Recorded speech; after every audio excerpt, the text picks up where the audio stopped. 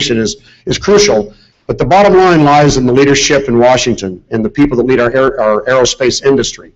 And for that, we are very grateful to have with us today the leaders of those industries, and as well as the congressional support in our GA caucus. Before I introduce him, though, I'd like to make one thing perfectly clear.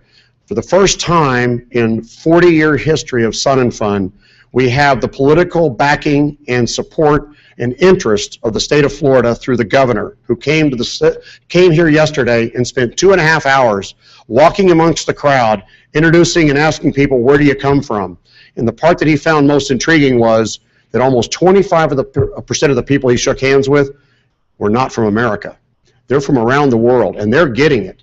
And he's figuring out that this is the center of aviation interest in the southeastern United States, and he needs to be a part of it. So the government of Florida is on board. They're now supporting us, and that's a great thing. But now, moving up to the bigger issue, I'd like to introduce to you the man that makes things happen in Congress, the co-chairman of the GA caucus from the great state of Missouri, Congressman Sam Graves. Sir? Thanks, Lights. I appreciate that very much. And it's a pleasure to be down here. Anytime you can get outside of the 17 square miles, what we call a logic-free environment in Washington, D.C., it's a good thing, particularly when you can come to Florida, because it's been cold in Missouri. What I thought I would do is I'm going to introduce our panel and let them talk a little bit about some of the issues that they're working on. Then I'll follow up with the things that don't get covered and some of the stuff that's going on in Washington. I had a great meeting yesterday with Peggy Gilligan, one of the assistant administrators for aircraft safety. We talked about a lot of different things and got some good information from the FAA, and we're also moving forward on FAA reauthorization, which I'll cover a little bit of that, and then after we go through it, we'll just take questions from the audience if you all have anything at all. But I'm going to start off with Mark Baker. Mark is the new AOPA CEO, president of AOPA. Mark is somebody that I've known for a long time, a huge general aviation advocate, helicopter pilot, fixed-wing pilot, warbird pilot, you name it. He's flown it all, and he understands general aviation. He also understands corporate aviation. He understands so many aspects of the aviation community, and he's been a huge addition to the AOPA team in Washington, D.C. and throughout the nation, and a good advocate. And that's what we need as much as anything else. But I'll start off with Mark. Mark, thanks for being here. Thanks, Sam. Appreciate that introduction. Yeah, at AOPA, you know, the largest membership group in the, call it the world around general aviation, has a responsibility to its members to represent some of the key issues that are on general aviation's mind as far as our owners and operators are. You know, among them, third-class medical, which I'm sure we'll be spending a fair amount of time talking about today, and the petition that's been before the FAA for a couple of years now, and as more importantly, frankly, the Rakita and Graves bill, which has been teed up, and I think we're now at over 86 co-sponsors of that bill, driving to ultimately the right decision and the right logic to keep people in the air, get more people back in the air, without those expensive costs of maintaining a third-class medical for general aviation lighter aircraft. And I'm pleased to say, very pleased to say, that the FAA made an announcement, major announcement earlier this week that said we're going to consider the petition and start to move forward on what rulemaking might look like, which will take some time. But it is a very monumental week in aviation. You have the third-class medical now on the docket. There'll be lots of energy around it, and I think involving Congress in it often and many of the other stakeholders is going to drive a solution that makes sense for all of us. We at AOPA also have a number of other initiatives and other issues that we are chasing and making sure that our membership is represented. You know, one of those things that's on our mind, of course, is this Customs and Border Protection with the Office of Air and Marine, these zero suspicion stops, you know, call it 50 of them around the country in the last 6 to 8 months. We don't understand that. We're going to meet with the new Homeland Security Chief and talk through this. Why are we being, call it the canary in the coal mine, have had, you know, overreaching, I call it zero suspicion stops that really don't lead to anything. We haven't found anything that's remarkable about aviation. And why are we being singled out for that kind of level of activity? So this is how we're going to represent you, our members, represent the right thing, I believe, as well. We're also celebrating our 75th year here at AOPA. In existence since 1939, and remarking why we were started in the first place, which is protect this freedom to fly, working with the regulators and the legislative groups to make sure that the right things happen there. To talk a little bit about really the safety in aviation, make sure that we have a safe environment, how we use this national airspace, and think about the ecosystem that exists out there. One of the reasons why we're working so hard on Santa Monica, we want to make sure that airport gets saved. because there are 5,000 public use airports today that are some of them are under some kind of pressure to close or change their operations. We have to be involved in that. The thing about fun factors in aviation is what we think is really important to celebrate, much like Sun and Fun and the great group here does, to celebrate the great things on a Saturday afternoon and being around an airport and keeping that access open. We've now 6 fly-ins plus our Frederick fly-in, which are going to be really well attended and reminding people how much fun there is in aviation. And then lastly, the cost of aviation and trying to reintroduce the idea of flying clubs, the idea that you can come out to the airport as a lapsed pilot, get somebody to give you a free ground school BFR, to get these people that have gone to the sidelines or people that have never entered the airport to really come out and grow the pilot population.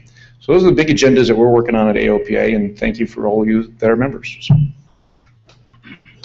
Thanks, Mark. Next we've got Tom Hendricks is coming up, and Tom's a former military pilot, big general aviation pilot, a good advocate for GA. He represents NATA, the National Air Transport Association, which represents the FBOs, the charter carriers. It's a great organization. They're very active on Capitol Hill, working on legislation and the things that obviously that we're very interested in, particularly from that side. And Tom, it's a pleasure to have you. Thanks, Chairman Graves. Appreciate it. And Lights, if you're still here, thanks so much for the invitation. This is my first Sun and Fun, so I'm very excited to smell all the avgas and jet fuel out there and connect with people that love aviation like everyone up here. NATA has also been in existence for nearly 75 years. Next year is our anniversary, and we represent businesses at airports. So FBOs, charter operators, flight schools, maintenance repair facilities, fuel suppliers, and we're really a small business organization.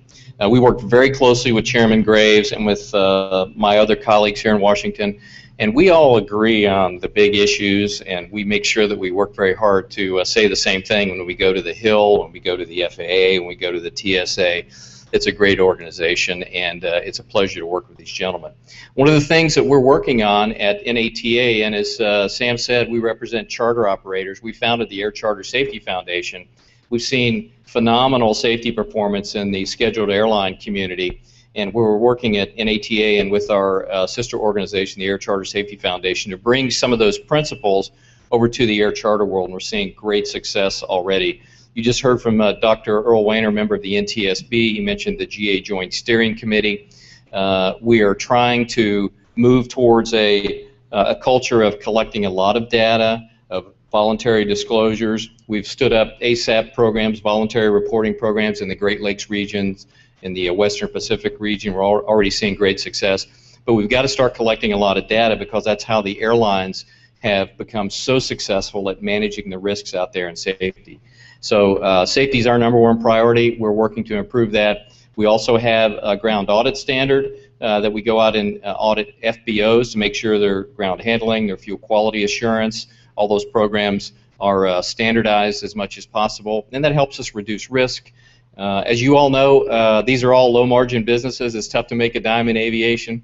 We all have that aviation passion bug that's hard to explain to people, and we've got to really talk to our neighbors about the importance of general aviation. We have something very special here in the U.S.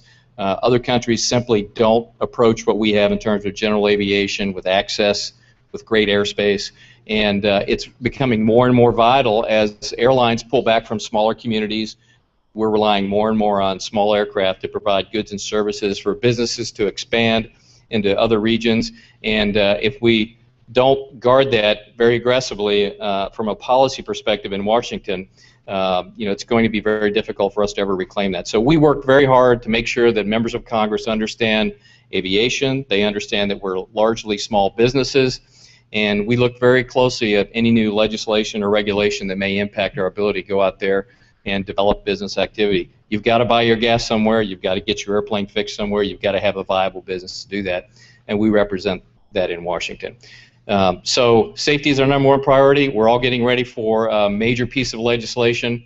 Next year, the FAA reauthorization expires at the end of fiscal year 15, which is next September. And so we're working very closely with Chairman Graves and everyone else up there to prepare the discussions about getting a long-term funding mechanism for the FAA out into the future so our businesses can make serious investment decisions about how they're going to run their business and grow their business and create jobs. So it's great to be here. Chairman Graves, thanks for the hospitality and lights, and be happy to take any questions later on. Thank you.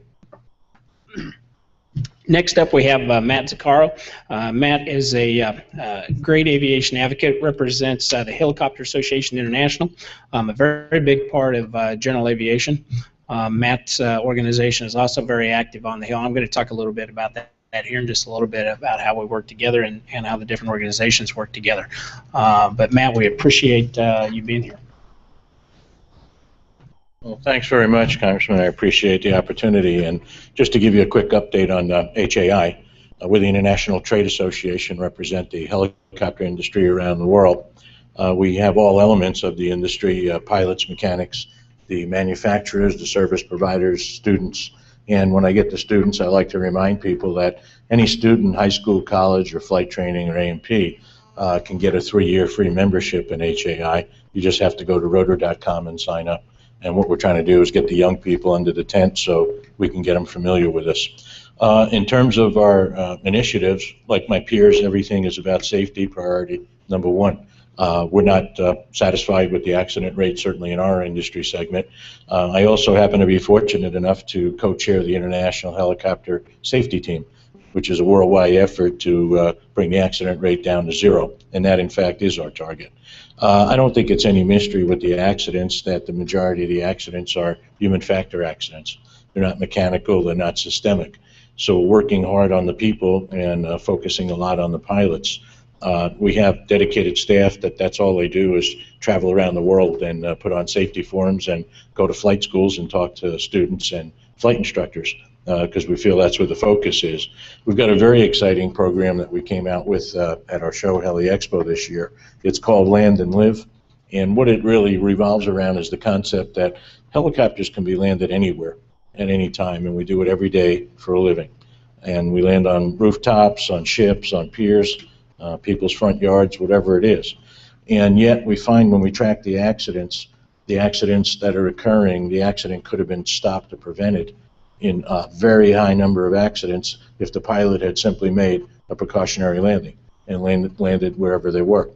And they have weather closing in, they have fuel concerns about being able to reach the fuel destination, maintenance issues, or even pilot incapacitation. So what we have done is gone out and promoted the concept. We do this for a living and we promote it as our greatest advantage. Why don't we use it when we need it? And it's widely now accepted. And we see more and more precautionary landings being done to avoid conflicts with weather or maintenance or fuel issues. So we're very happy about that aspect. The other thing we're very concerned about, I think like everybody, is the lack of new people entering the industry. Right now we have an active pilot shortage and mechanic shortage in the helicopter industry, and we're extremely concerned about that. We believe that that could be one of the major curtailing factors of our growth and ability to conduct business. Right now I have a member who can take 25% more business contract-wise, but he doesn't have the people. He does not have the skilled pilots to fly those missions, and he doesn't have enough maintenance people to turn the aircraft out of the maintenance quick enough. So we're working with the various tech schools, giving out scholarships. We're also reaching out to the military to help them with the transition coming out of military.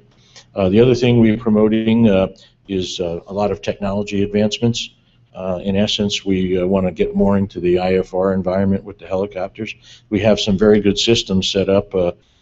One of them is down in the Gulf of Mexico. We instituted ADS-B technology as part of NextJet, and we had enhanced communications and weather, and that has just turned wonders around. Previously, most people don't know that before in 2010, when we flipped that switch, working with the FAA and the operators, that none of the helicopters down in the Gulf of Mexico, and there's about 700 of them, could be seen by air traffic control, nor could they talk to them.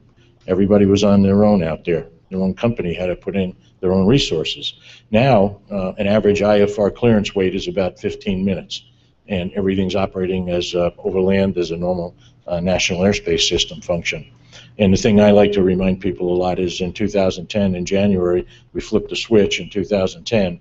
In the Gulf of Mexico, there were no accidents.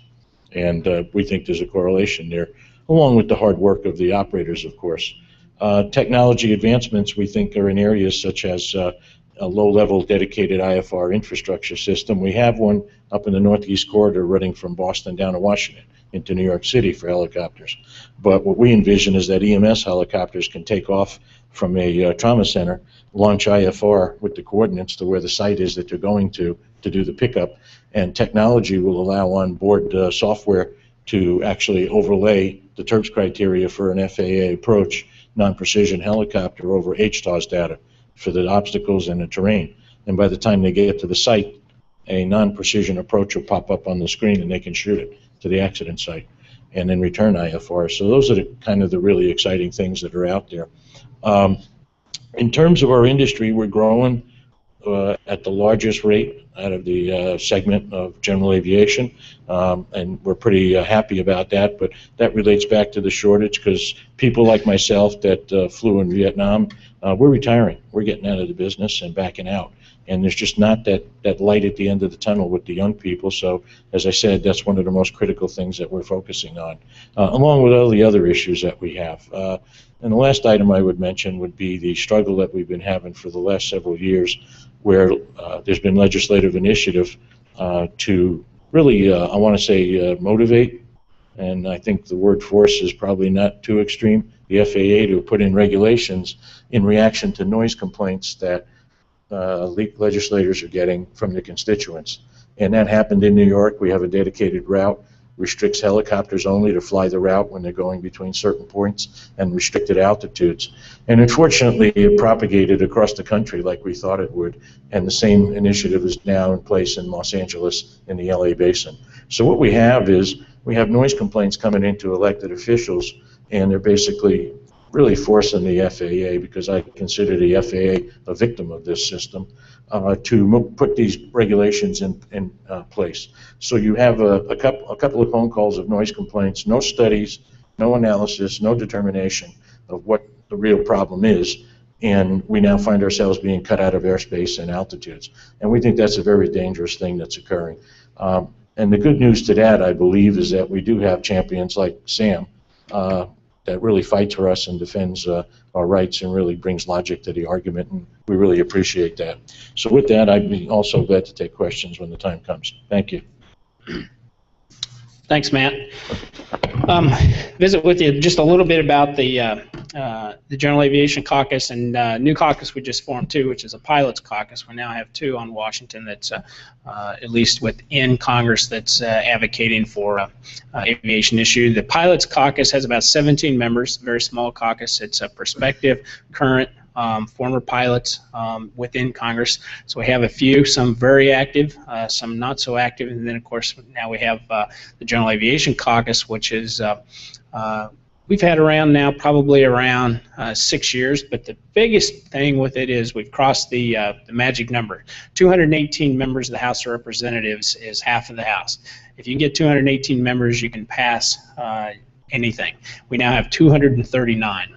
For the first time ever, we've crossed that number. It's the largest caucus in the House of Representatives, so we're pretty proud of that. And whenever we work on issues, we can go, we can utilize that to be able to spread the word, get the information out to folks that may not necessarily understand general aviation issues and may not necessarily be that familiar with it. We can get the information out very quickly and try to move things forward. We were pretty active this year. We were able to stay on offense.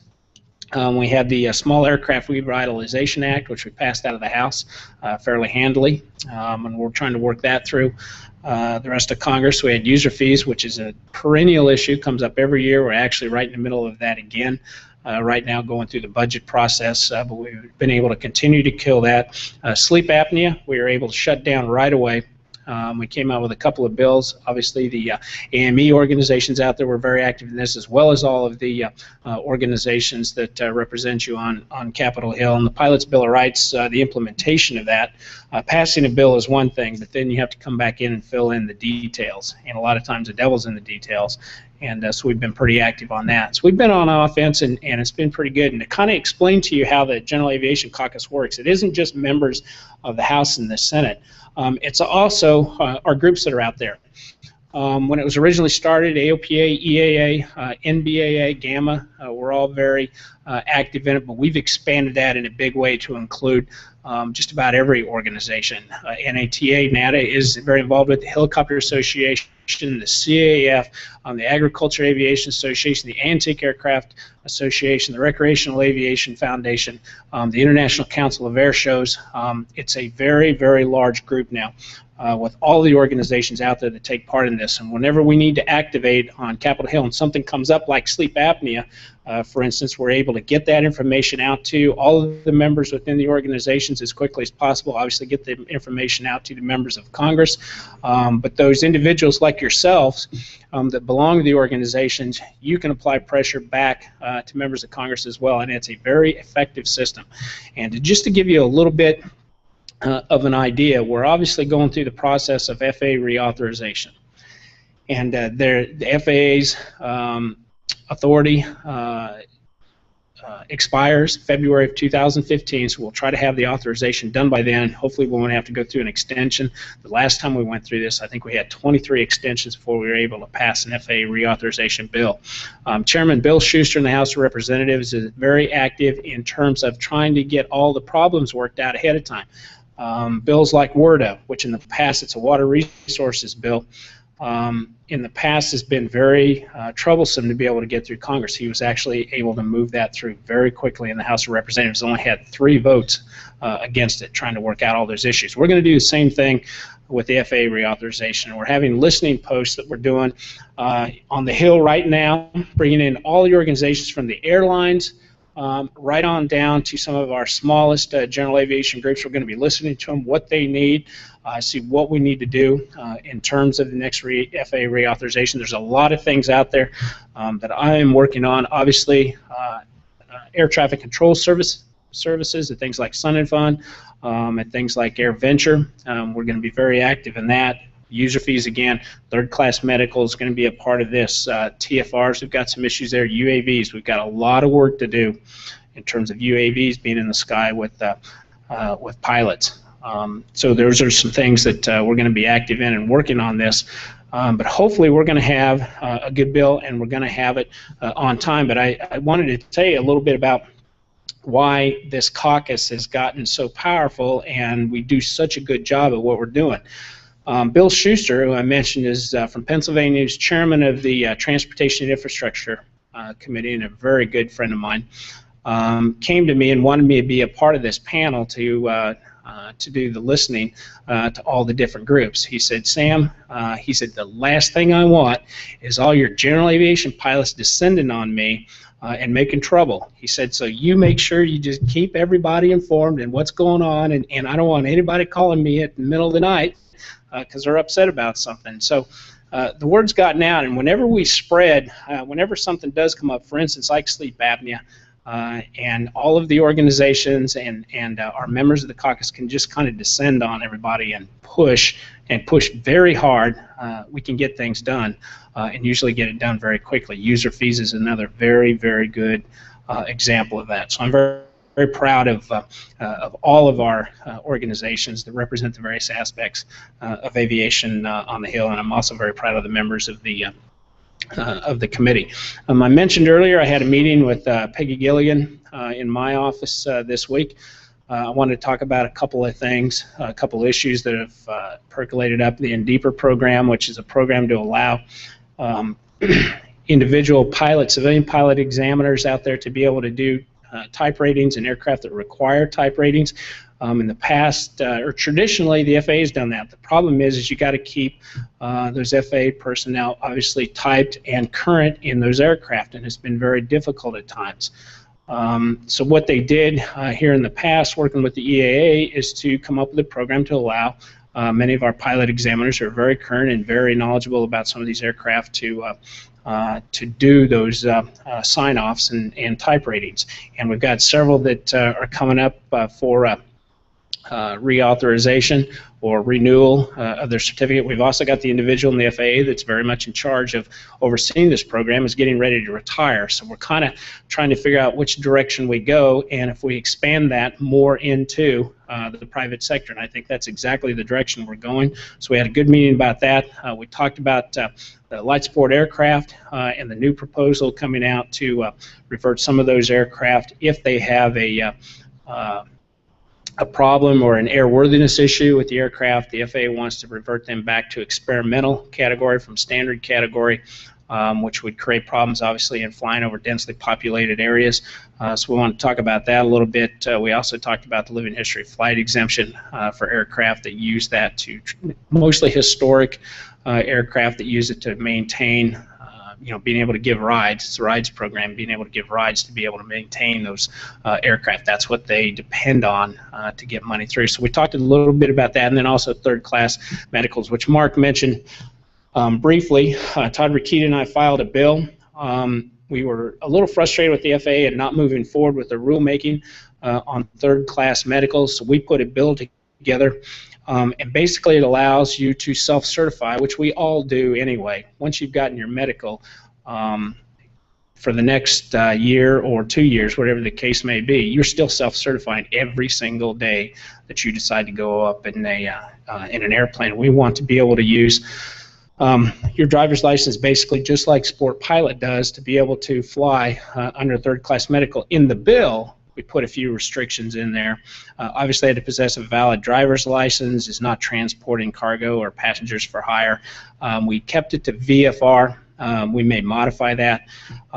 Below 14,000 feet, does not exceed a speed of 250 knots. Plane cannot go over 6,000, or it can be over 6,000 pounds, and can't have more than 6 seats. That's what the legislation did, and we filed the legislation again to try to gently nudge the FAA to move forward with the rulemaking, and it looks like they're going to do that. In fact, they're going to come out with a preliminary process here very shortly. They're going to ask for public comment. The good news is I think the FAA has kind of looked at some of the restrictions that were originally proposed and then some of the things that we put in our bill, and I think they may back off of that because it really doesn't matter, to be quite honest with you, in some of those respects. But I think they're very interested in this and moving forward. They want to make sure that the public stays safe at the same time, and I think all of our organizations and all of us in aviation want to make sure that we maintain safe skies, and for folks on the ground too. It's in our best interest and in everybody's best interest. But we want to use a little bit of common sense as we move forward on this. We're going to be very active in this process. But that is one of the brightest things, I think, going for aviation. I think it's going to do more to help keep folks flying, keep folks in the air than anything else out there, is being able to self-certify when it comes to third-class medical. So with that, we can open for questions, and if I can't answer them, my experts behind me certainly can answer them. Yes, sir.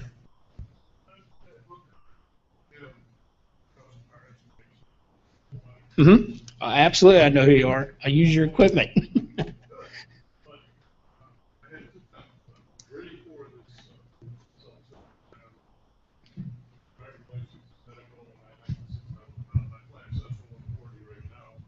Restoring a Cessna 180, and if I don't have that, I won't be able to fly my 180 when I get it done.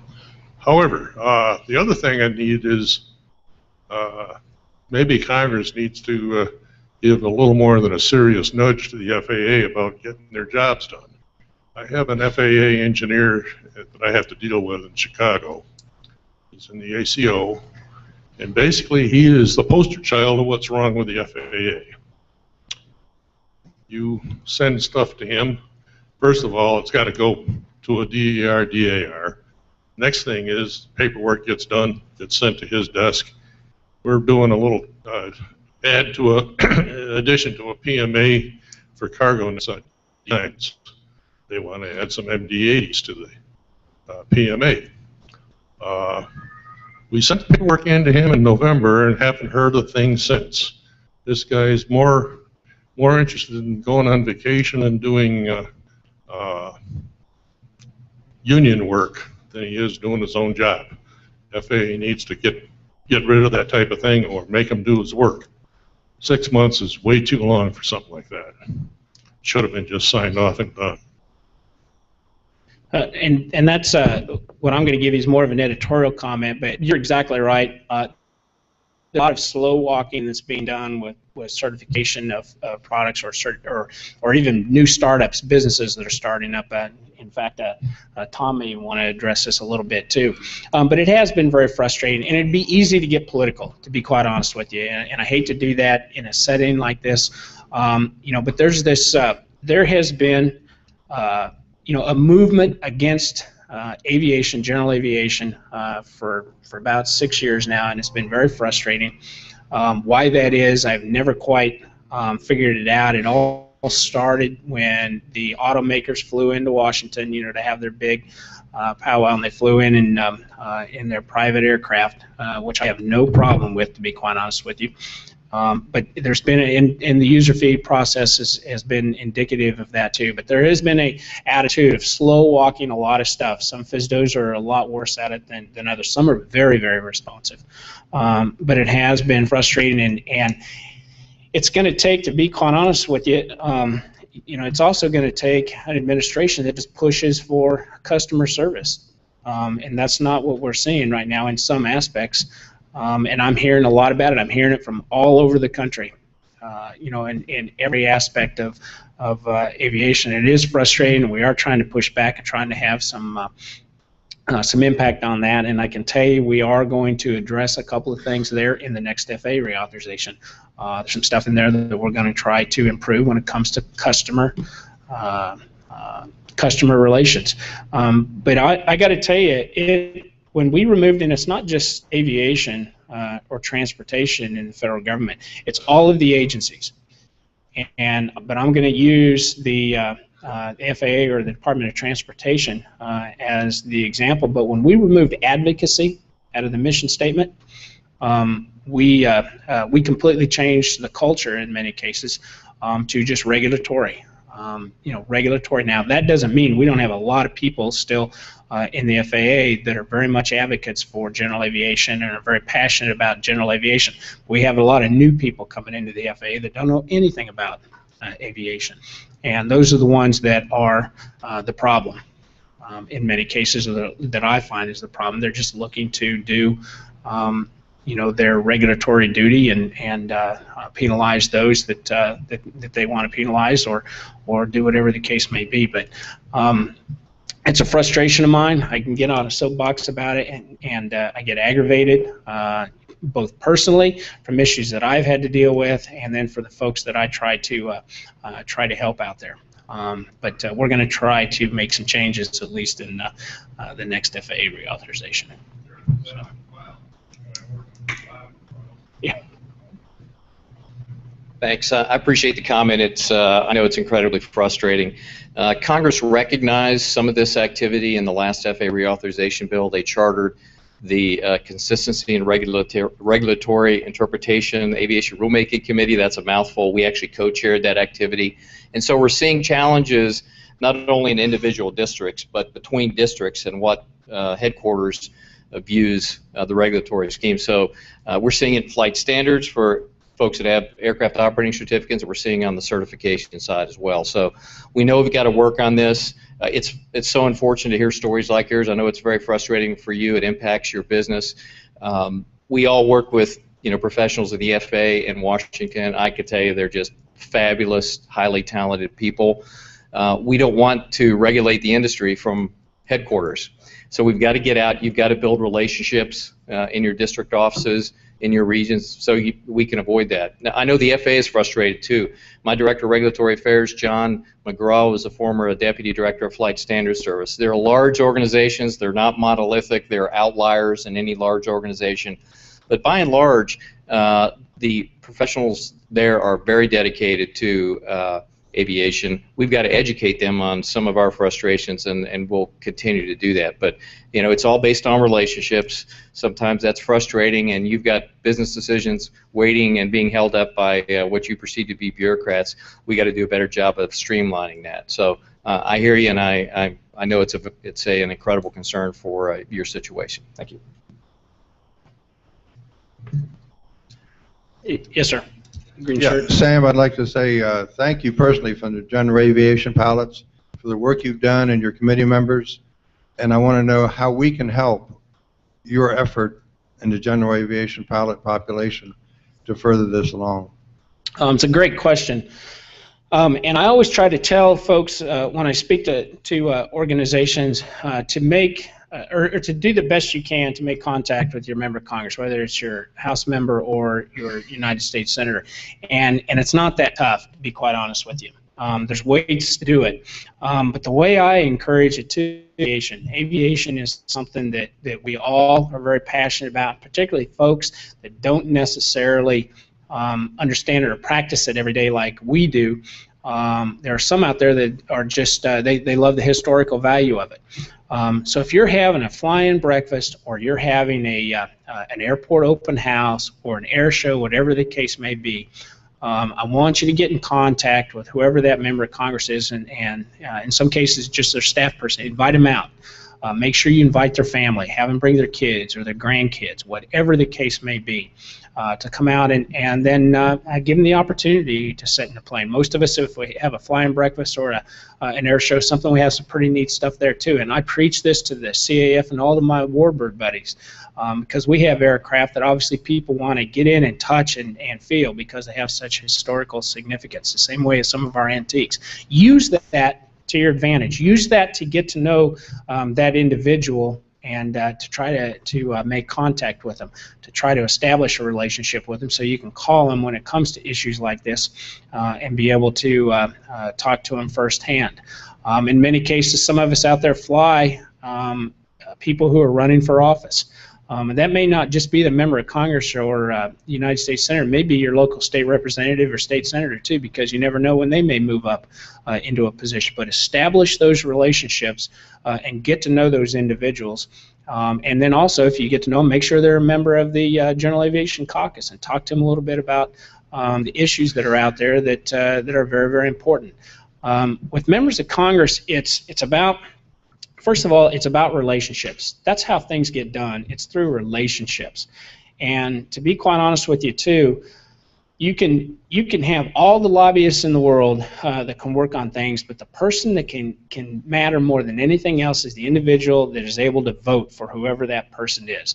That's the person that can get things done. It sounds contrary to what some of this stuff you hear in the news or stuff that's on the internet, but the truth of the matter is, in most offices I can speak to, that person that's from the home district, that person that can vote for you, they get the meeting every single time. Every single time, and you want to build that relationship. And in some cases, if the member of Congress or the senator isn't available, ask for the transportation LA, the legislative assistant, whoever's doing the transportation issues. Build a relationship with them because they're the one that'll be whispering in that legislator's ear. So get to know them. Take the time to do it. It's not as hard as you think, and I encourage that. And then if you're having trouble or you have an issue too, I encourage you to just call me, because what I will do is then go to whoever your member of Congress is, and I'll talk to them and kind of walk them through. A lot of times, if they just don't understand the issue, they won't get as involved in the issue. And aviation, obviously, there's a lot of things out there that are hard to understand, but I'll go to them and kind of walk them through the process, help them through the process. There's nothing they like more than being able to help somebody back home and at least trying to understand it without, sometimes you feel embarrassed about asking a question and sounding uninformed, and that's the reason why sometimes they won't do that. But I can walk them through it and help them, and if that doesn't work, I'll just try to take care of the issue for you myself. But get to know them. That's the biggest thing. Get to know them and invite them, and just keep inviting them. If they don't come the first time, then invite them the next time. And I encourage all of our airports out there too. We should be having open houses and inviting the community out there, inviting the city council. We all know we have city council issues at our airports in many cases because they don't understand aviation and they think it's a playground for the wealthy, and that's just simply not the case. But we need to have more open houses, more fly-in breakfasts, more air shows. The more that we can do, the better to promote aviation and to get folks out there. AOPA is starting their initiative, and they're doing some neat stuff with Mark, getting on board with that and pushing that as much as possible, because that's how we're going to protect our future. and hopefully in the process get some young people involved and grab them and that want to become pilots and want to get involved. So, Mark, yeah.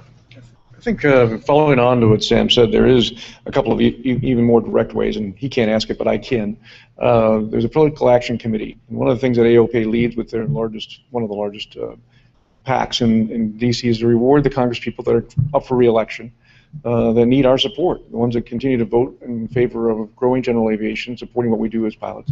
We always support those congresspeople when they're up for re-election that are supporting us. So that's one other final way that you can make sure that you're doing the things that are meaningful and supporting the people that support us best. And I think Sam and the people that he is built relationships with have built a great deal of trust and communication in representing pilots as we think about how we're going to turn this around, how we're going to reduce regulation, how we're going to continue to manage cost in the FAA. So thank you, Sam, for what you do.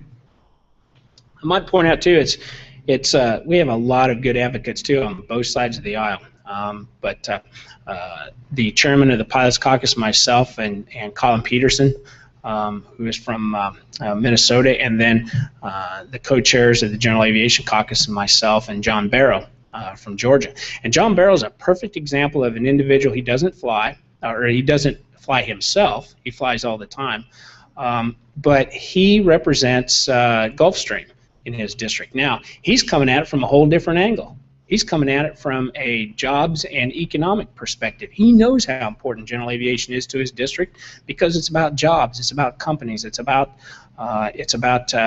maintaining that in his district. So he kind of brings a little bit different perspective, and that's just as important as what we're trying to do as well, because he's about protecting it just as much. Yes, sir. You talked about the pilot bill of rights. You said you really offered it basically because of the delays on the part of the FAA of the exemption, the medical exemption. So what if the FAA comes up with kind of a halfway measure? Are you going to still continue? I think most pilots want you to continue with the legislative process, which is a more complete solution. Yeah, and to clear up just a little bit too, the Pilot's Bill of Rights is in law and in place. This was the bill that just dealt specifically with third-class medicals. Now, there's also a second version of the Pilot's Bill of Rights that Senator Inhofe and myself are working on to clean up some of the things that we didn't get specific enough in the first Pilot's Bill of Rights. Now, we're actually introducing that. We may just roll that into the FAA reauthorization, but we've also got third-class medicals in that bill. So we've got multiple vehicles moving when it comes to third-class medicals. But to directly answer your question, yes, we're going to keep the bill alive and well if we have to back up to that. But we're very pleased with the fact that the FAA is moving faster on this, and I think it's a direct result of the legislation that we proposed. So we're going to watch it, and again, it'll be a public comment period. They're going to be soliciting those comments from the public, and I hope we're very active in that, and I think we will be very active because this is an issue that everybody is very interested in. We don't want it to be too restrictive, and you know, we want to make sure it's a good rule that we can live with. And so far, all indications are we're going to be happy with it, but you never know. You never know. You sleep with one eye open. Sir. Reunion for the old T6 drivers, and wondering, personal question, have you had a chance to be flying your beautiful T6 Texan? I have, and to be quiet, to let people know too, my T6 used to belong to Mark. I actually bought it from him a few years ago. But yeah, I've flown, fly quite a little bit. I do a lot of formation clinics, but the T6 is what got me into. Now I fly for the Texas Flying Legends Museum in Houston, Texas, and I fly their Avenger for them. And then the CAF, I fly their Avenger out of St. Charles and their P-40 out of Dallas. So I've been flying those a little bit more than the T6, unfortunately. But I love flying that T6. It's still my favorite plane to fly. And my partner and I, we bought that off of Mark, and it's a beautiful, beautiful airplane. If you ever get a chance to see it, it's in West German colors, but it was the very last T6 that was ever built, the last one. So we're pretty proud of it.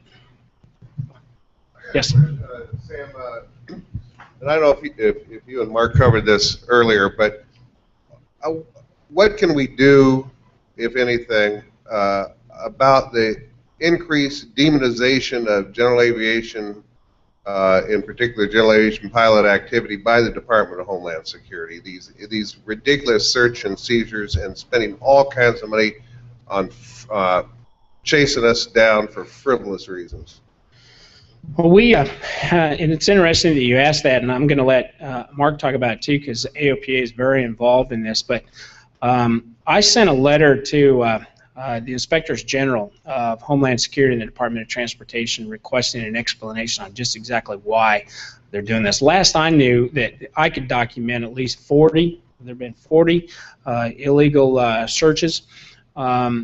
And it makes absolutely no sense. There's a lot of money out there that's being spent by Homeland Security tracking flights and stopping people, to be quite honest with you.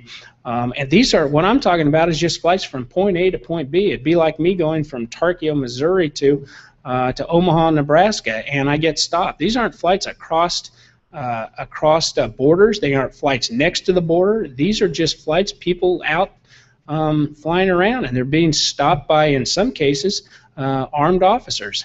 And they don't even have, the FAA has the authority to do a ramp check on you. Homeland Security does not have the authority to do a ramp check on you, and neither does Border Protection Services. And it got out of hand now. It's slowed down as a result of us getting involved. But what was interesting about me requesting that letter detailing exactly what was going on, they immediately came out, Homeland Security did, with a rule change and basically they were doing it under the Privacy Protection Act to say that they didn't want to be able to release that information. And so we immediately went back and put a letter together asking them not to do a rule change until we get some answers on this. But we're kind of at a stalemate. We aren't getting any answers from them whatsoever. But we know this is taking place out there, and it's heavy-handed intimidation. That's what it is. That's exactly what it is. And you get stopped on that. You get forced down. In some cases, that has happened. But if you also land at an airport and you have SUVs pulling up with armed folks out there that get out and pull you out of the airplane and want to search your airplane, it's extraordinarily intimidating when you haven't done anything wrong but exercise your freedom to fly in the United States. So I'm going to let Mark talk just a little bit about it, because they've been very active in this. Thanks, Sam. It's become a real insidious issue. They've gone from these what we consider to be zero suspicions searches. There's a center in Riverside, California. There'll be soon an article coming out in the LA Times, and investigative reporter will hopefully have an article out in the next couple of weeks.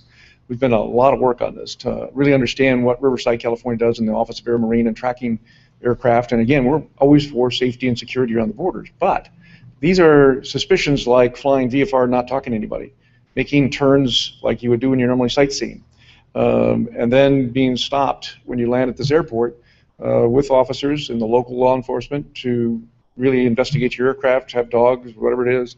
And we're concerned about what this mission's really about. We don't know enough why this mission exists. We haven't seen where it's really provided anything of significance from security to the borders. What I understand more recently is they've tried to recruit a number of the FBOs to say, do you know this person? They call ahead, see this airplane's landing there, and try and put the FBO on alert that they're kind of spying on their neighbor, if you will. So we're very uncomfortable with this. We have an appointment in a couple, 3 weeks with, I think it's Gil Karlowski, I'll get their name wrong, who's just been recently appointed, because we need to find out what the mission is, why it exists, what are we missing here, how can we inform our pilots and aviators how they can make sure that they don't become exposed to this kind of level of suspicion.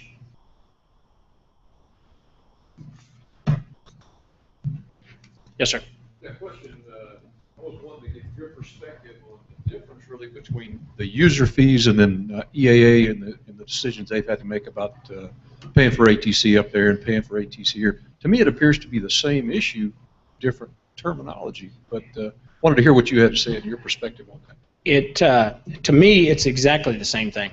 It's a user feed. Now, air traffic control claims that it's reimbursement of services, and they've been trying to do this for a long time trying to figure out how they did it. Now, in the appropriations bills last cycle, we put in there that they can't use, or that no user fees are going to be implemented. I can't remember what the exact language is, but no user fees can be implemented against or levied against an organization. Now, they found a way around that again in terms of Sun and Funds paying for it.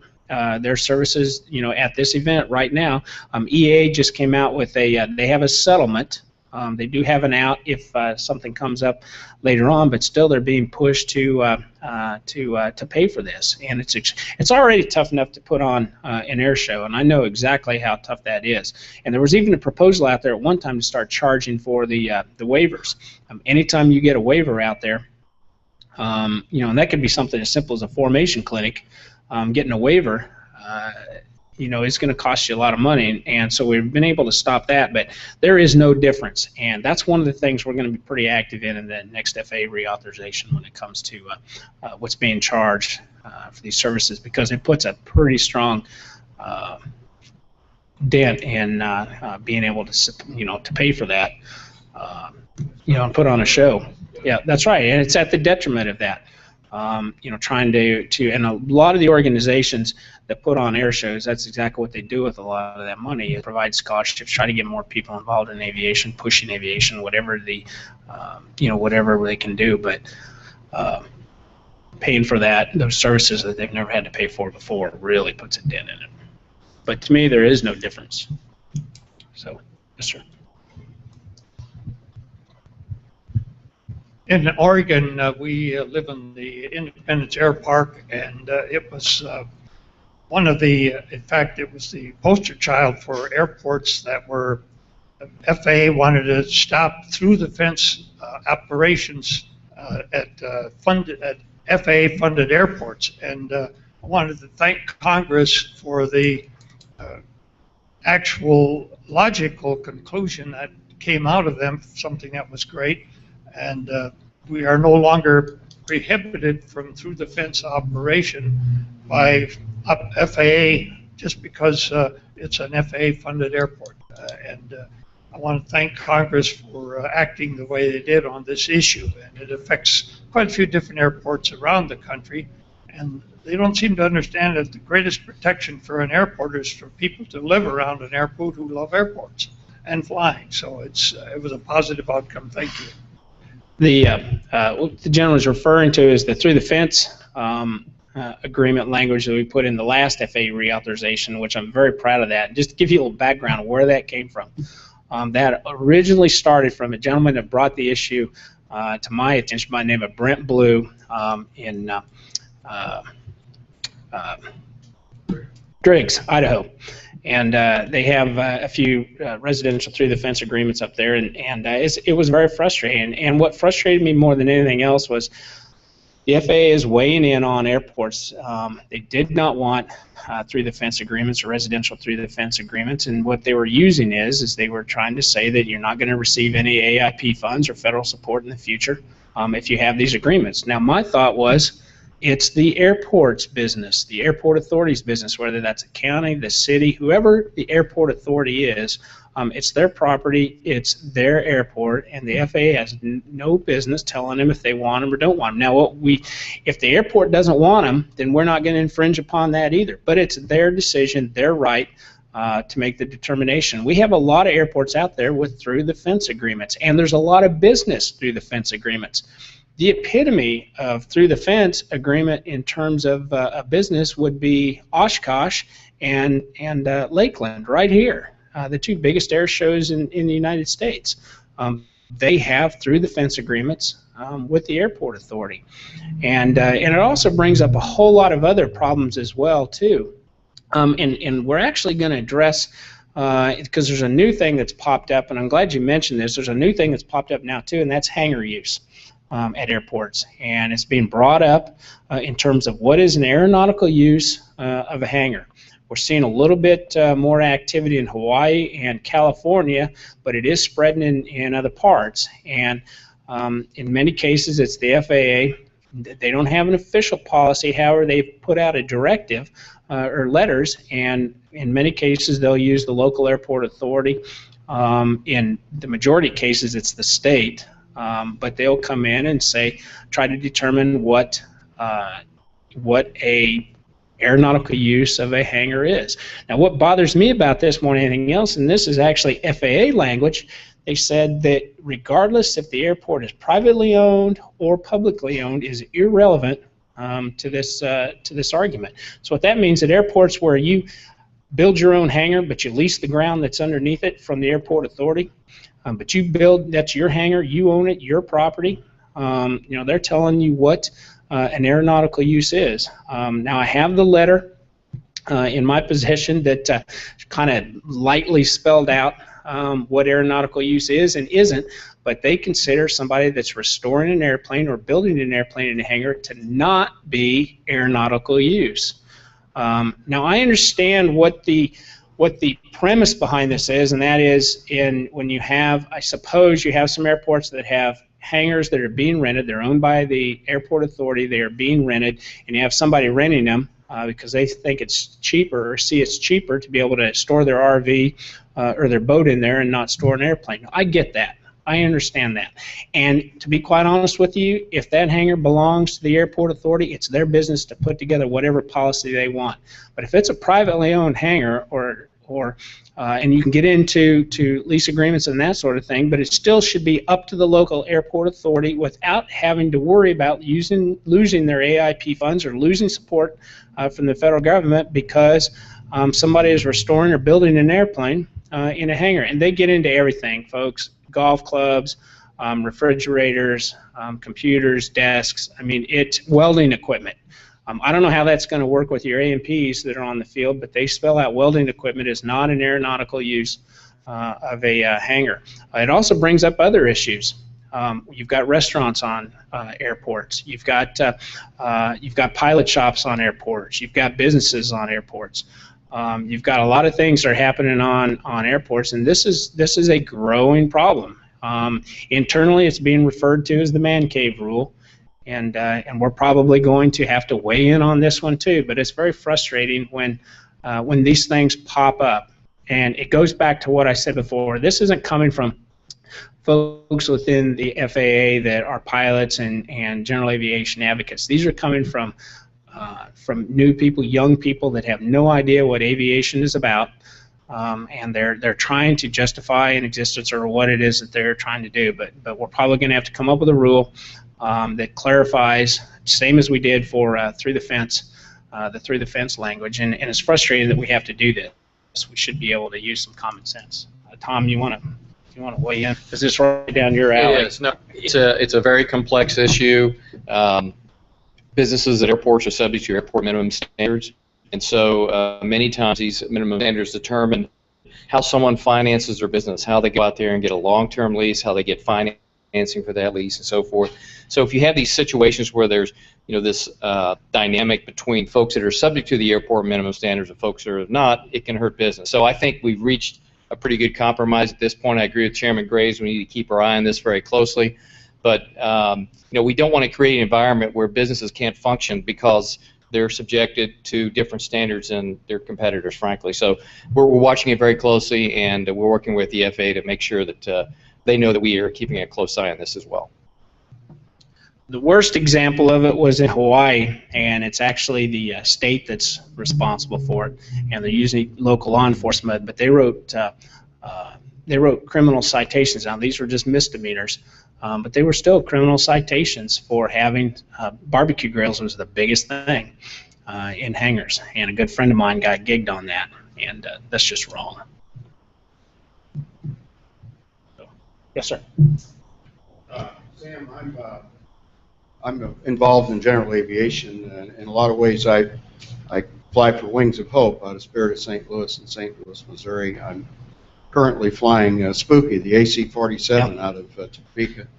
And I want to thank you as a general aviation pilot, retired airline, for the representation that you and your colleagues provide to protect the interests of we little general aviation people. I do have a question. And that is, are you going to have the Wing Nut event this year again at Tarkio? Yes. And are you going to invite us to bring Spooky back? Absolutely. And are you going to fly it with us? In fact, I would love to. And in fact, if Brooks, who's the head of the air show, hasn't gotten in contact with you, I'm going to wring his neck when I get back, because he was supposed to have already contacted you. But yeah, we're having the Wingnuts Flying Circus this year in Tarkio, Missouri, is July 12th, and it's an awesome air show. It's more of a party, and we kind of put an air show around it, to be quite honest with you, but it's a real good time. It's a great gathering. I think we have the largest representation of all of our advocacy groups.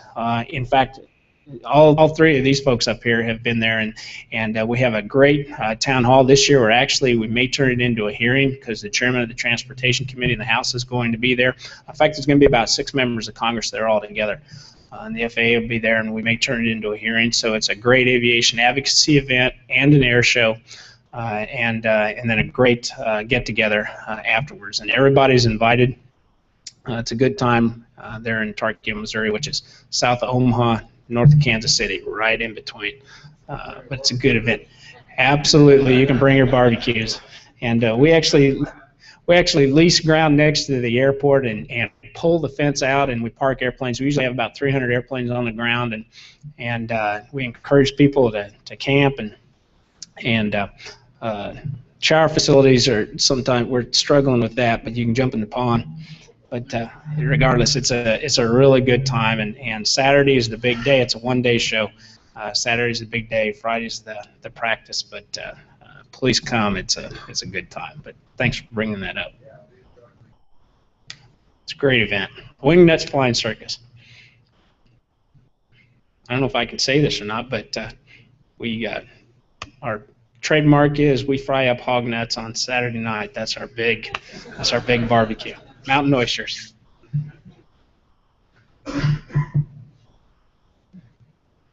Well, thanks everybody for coming out. I appreciate it, and I hope you enjoy the show. And I want to thank Lights. I don't know if he's still here or not, but I want to thank Lights for inviting us to Sun Fun, and it's being a good event. And if you need anything, call me. Get a hold of my office. Get a hold of me. But let me know if you got problems, and I'll try to work with your member too, or just help you out. But whatever you got, let us know. Thank you. Yeah.